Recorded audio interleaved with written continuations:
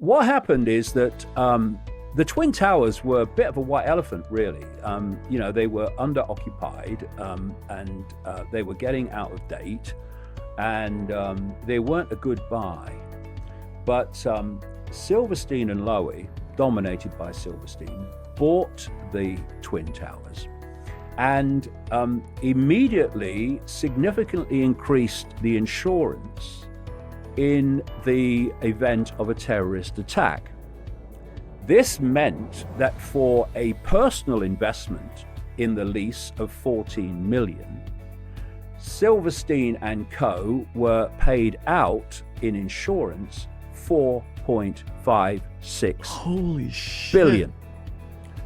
Wow. And the person who did the deal for the insurance was a guy called Morris Greenberg, ultra-Zionist, friend of Henry Kissinger, who was from the AIG insurance giant.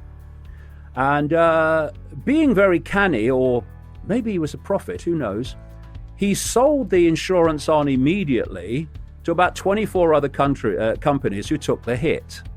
Right. Now, before I continue that thread, another one. Israeli intelligence was trying to get control of security at the Twin Towers since at least 1987. They first applied for it through a company called Atwell Security that was a subsidiary of the Eisenberg group of a guy called Shaul Eisenberg, who was a massive Israeli intelligence operative, ran Zim Shipping. Zim Shipping, by the way, left the World Trade Center a week before the 9/11 and broke its lease to do so. Another coincidence, nothing to worry about. He was involved in the terror groups like Irgun that bombed and terrorized Israel into existence in 1948.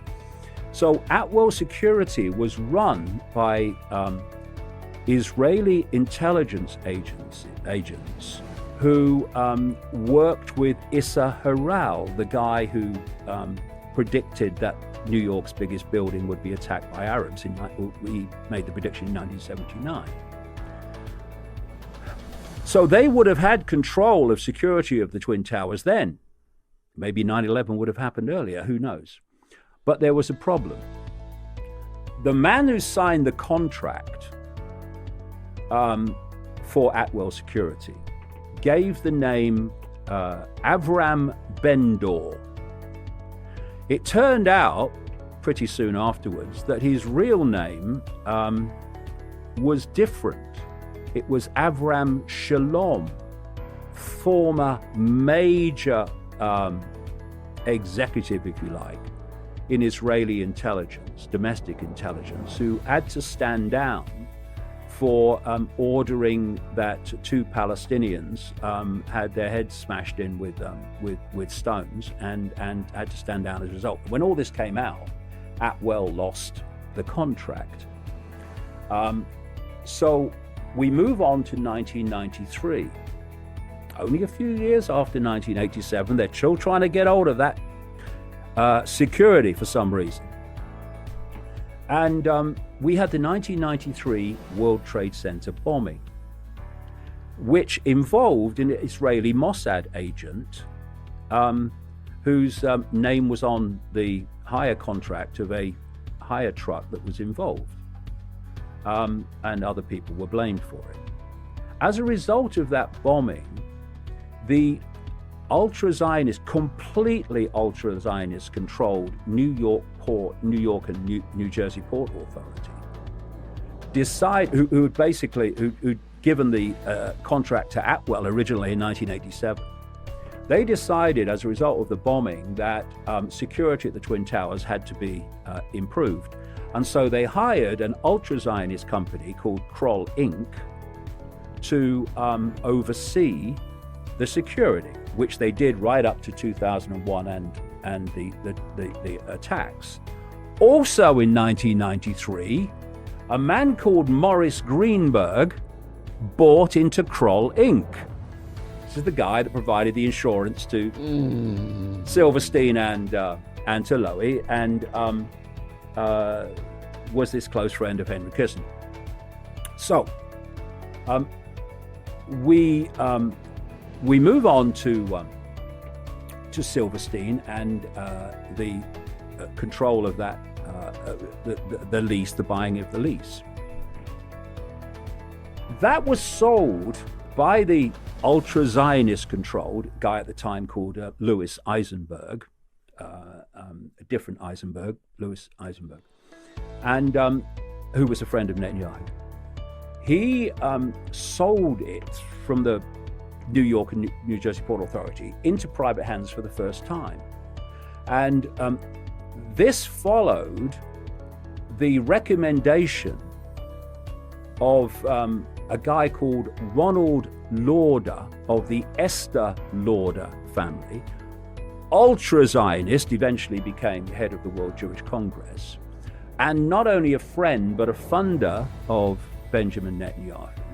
And he headed two organizations in New York that were given the task of deciding what should be privatized and what shouldn't. And they recommended that the Twin Towers should be privatized, and that's when Silverstein and Lowy got the contract.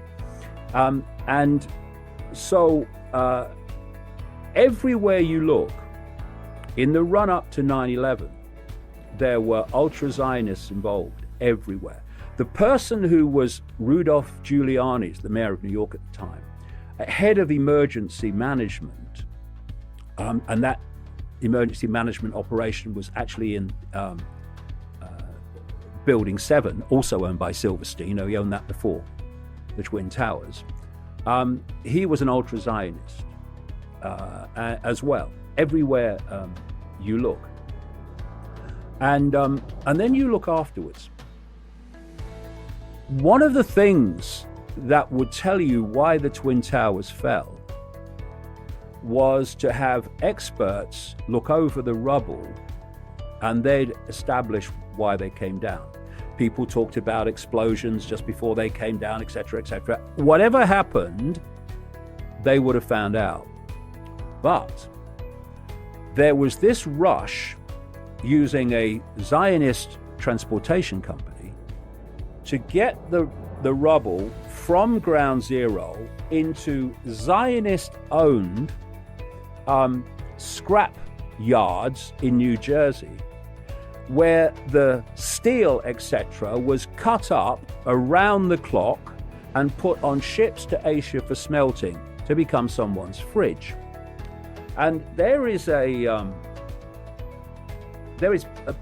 quote in the book, which was in the New York Times, and it described the fast. Now, let's just remember here that 3,000 people were killed that day, and many thousands more of their loved ones will have had their lives decimated ever since, and they'll never fully recover. And we had no investigation into why those towers came down, and instead the debris that could have answered those questions was taken to these scrap yards in New Jersey to be cut up as fast as possible and shipped out to Asia for smelting. This New York Times article by someone who, to be fair, even though it was the New York Times, this one actual writer was obviously seriously pissed off by what he saw. And he describes in there this scene, given that background. At one of the scrap yards, the rubble was piled up. And by the way, it's been admitted by the authorities that some body parts, body flesh, ended up filling potholes in New York roads. Story I tell in the book as well. I'm not kidding you. These are psychopaths. They don't give a shit. Anyway, this scene described by the New York Times, piles of rubble from being brought over to from 9/11, the site of 9/11, the Twin Towers. And by the way, the company that transported them, the Zionist company that transported them, said that it was done like a military operation, moving the debris, because they were tracked. The lorries were tracked by GPS, so they always know where they were because of the sensitive material. What they did when it got the other end is dump the bloody stuff.